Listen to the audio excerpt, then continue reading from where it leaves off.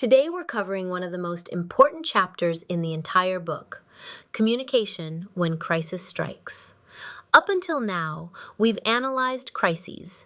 This chapter is about what happens in real time when there is no pause button, no rewind, and no luxury of overthinking.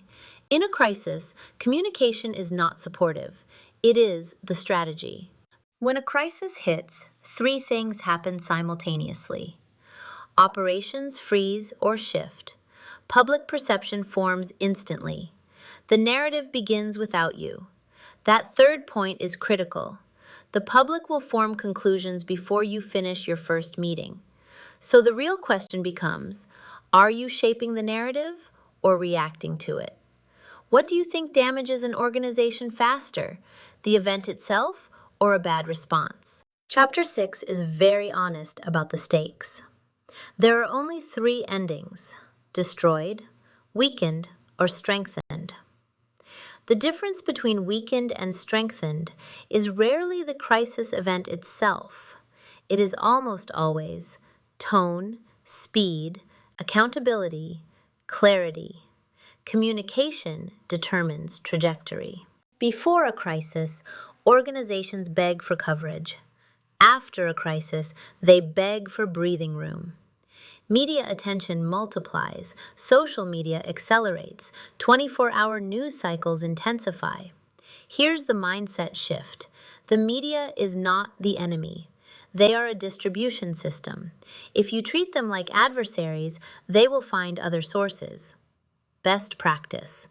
Proactively provide fact sheets and updates to reduce speculation. Communication is not static. Stage 1. What happened? Stage 2. How did it happen? Stage 3. Who is accountable? Stage 4. What changed long term? If your messaging doesn't evolve, you look stuck. Stage 1 is about control. Stage 3 is about credibility. Stage 4 is about legacy. Which stage do you think most organizations struggle with? The first hour determines tone.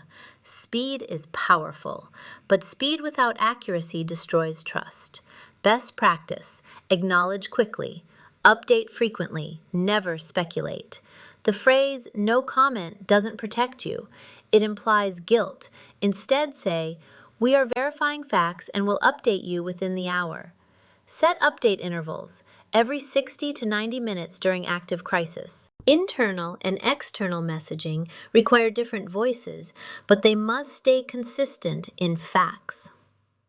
Internally, employees need to hear from leadership first. If your staff learns about a crisis from the news, you've already lost trust inside the organization. Key internal messages. Here is what we know. Here is what we are doing. Here is what you should and should not say publicly. Externally, the tone shifts to empathy and accountability. Your audiences, customers, partners, the public, need to feel that you understand the human impact, not just the operational disruption.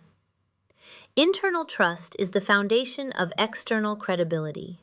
You cannot communicate well outward if your own people don't believe you. One of the most painful tensions in crisis communication is the conflict between what legal counsel wants and what public relations professionals know the audience needs to hear. Legal wants to minimize liability. PR wants to minimize reputational damage. Both are legitimate, but they pull in opposite directions. The solution is not choosing one over the other. It is pre-establishing protocol. Organizations that work through this tension before a crisis, when stakes are low, perform better when stakes are high. You can speak with empathy without admitting liability. You can express concern without saying, "It was our fault." Language matters, but silence is always worse than careful human communication. The spokesperson is the face of the organization during its most vulnerable moment. Choose wrong, and you compound the crisis. The best spokespeople share 4 qualities. They are calm, not robotic, but steady. They are brief, Every extra word is a potential headline. They are consistent, the same message across every platform. And they are human. Audiences respond to authentic emotion, not corporate distance. Spokespeople should be trained before crisis, not during it. Simulation, practice, and media training are investments that pay dividends when pressure is highest. Ask yourself, who in your organization would you trust to speak for it at its worst moment? A press conference is not a performance. It is a structured accountability event.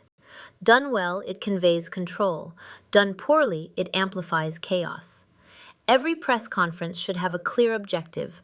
What do you need the audience to understand or feel when they leave? Structure it this way.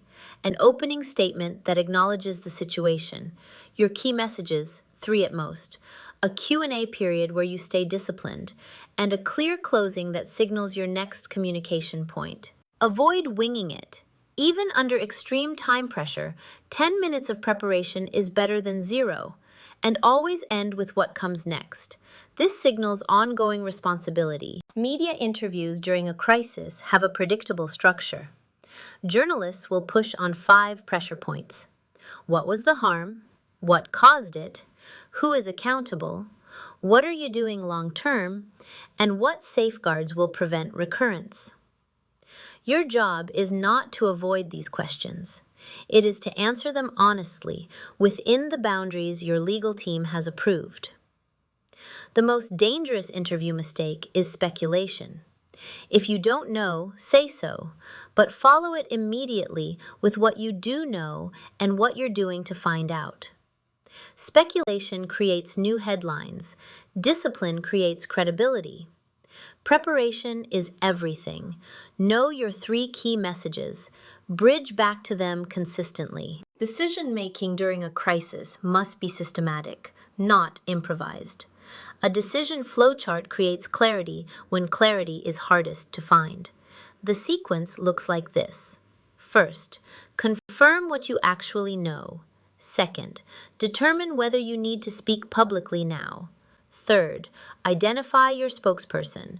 Fourth, assess whether facts are known or unknown and adjust your message accordingly. Fifth, monitor public sentiment continuously and update your approach. This flowchart does not replace judgment, it supports it.